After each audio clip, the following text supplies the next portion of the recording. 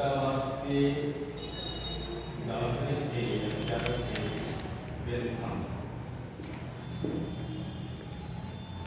Bentham ने दो पुस्तकें लिखी थी। एक था फ्रैगमेंट ऑन गवर्नमेंट और दूसरे का नाम था an introduction to the principles of moral and legislation.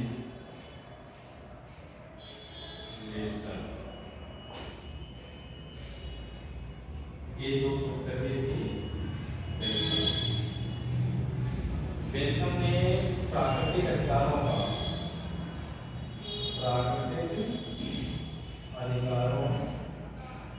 के सिद्धांत का खंडन किया। जैसे जैसे सामाजिक समझौते के सिद्धांत का सबने प्राकृतिक अधिकारों की बात किया। प्राकृतिक अवस्था में व्यक्तियों के पास प्राकृतिक अधिकार थे, ऐसा समझौतावादी जो विचारक रहे, सोशल कॉन्ट्रैक्ट के जो भी विचारक है उसका मानना था। लेकिन बेंथम ने इन अधिकारों का खंडन किया। उनका मानना था कि वास्तव में अधिकार सभी अधिकार होते हैं जब समाज मान्यता देता है और कानून से वेरीफाई करता है। समाज उसे स्वीकार करे और कानून से मान्यता दे, तभी कोई अधिकार वास्तव में अधिकार बनते हैं। ऐसा जो है मानना था बेंथम का। इसलिए उन्होंने प्राकृतिक अधिकारों के सिद्धांत का खंडन किया। बेंथम ने कहा कि प्रत्येक मनुष्य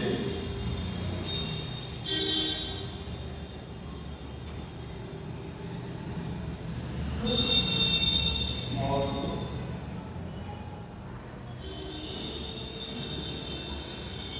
प्रकृति ने मनुष्य को दो स्वामी की अधीन रखा, दो स्वामी।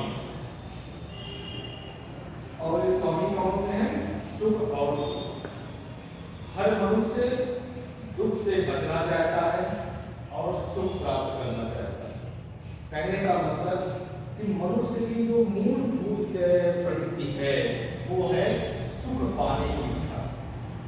हर मनुष्य दुख से बचना चाहता है और सुख पाना चाहता है, और मनुष्य की जो मूल प्रवृत्ति है वो है सुख पाने की इच्छा। तो समाज में या दुनिया में, भौतिक जगत में जो भी चीजें मनुष्य को सुख देती हैं या सुख को बढ़ावा देती हैं, वह चीजें मनुष्य के लिए उपयोगी हैं। और जो भी चीजें मनुष्य के दुख को बढ़ाती हैं या मनुष्य को दुख देती हैं, वह मनुष्य के लिए अनुपयोगी है। उसी तरीके से जैसे परिवार है, परिवार तो जरूरी है क्योंकि परिवार हमारे सुख समृद्धि को बढ़ावा देता है या बढ़ाने में सहायक है। समाज तो जरूरी है क्योंकि समाज हमारे सुख को बढ़ाने में सहायक है। राज्य क्यों जरूरी है?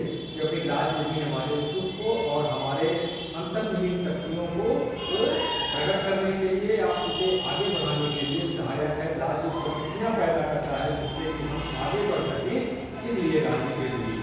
तो कहने का मतलब है चाहे समाज हो, चाहे राज्य हो, चाहे कानून हो, चाहे अधिकार हो, ये उसी सीमा तक और इसलिए मान्य होंगे क्योंकि वो हमारे सुख को बढ़ावा देते हैं।